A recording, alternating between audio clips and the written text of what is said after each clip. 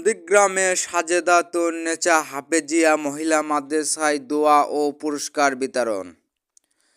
বগুড়া জেলার নন্দীগ্রাম উপজেলার ৫ নম্বর ভাটগ্রাম ইউনিয়নে হাটকড়ই বাজারে সাজেদাতুন্নেছা হাফেজিয়া মহিলা মাদ্রাসায় দুপুর ১২টার সময় মাদ্রাসা ময়দানে দোয়া ও পুরস্কার বিতরণ অনুষ্ঠান অনুষ্ঠিত হয়েছে।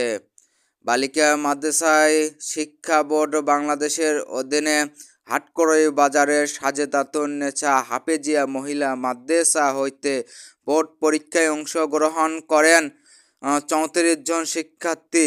তার মধ্যে প্রথম মেধা তালিকায় চান্স পেয়েছেন ২৪ জন শিক্ষার্থী এবং বালিকা মাদ্রাসায় শিক্ষা বোর্ড বাংলাদেশে প্রথম স্থান অধিকার করেন সাজেদাতুন্নেছা হাফেজিয়া মহিলা মাদ্রাসায় শিক্ষার্থীদের বালিকা মাদ্রাসায় শিক্ষা বোর্ড বাংলাদেশ থেকে পুরস্কার প্রদান করা হয় এবং সেই সাথে মাদ্রাসার সকল শিক্ষার্থী ও শিক্ষকদের মাদ্রাসার জন্য দোয়া করা হয়।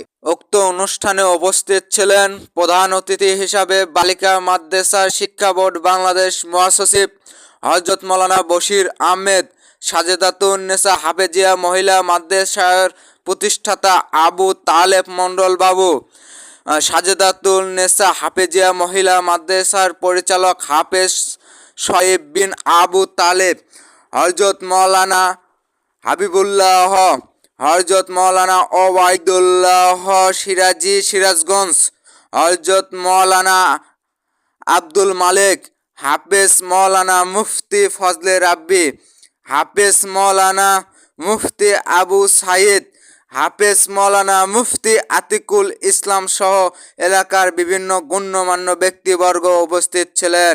আরাফাত হোসেন, সাপ্তাহিক গণরায়, বগুড়া।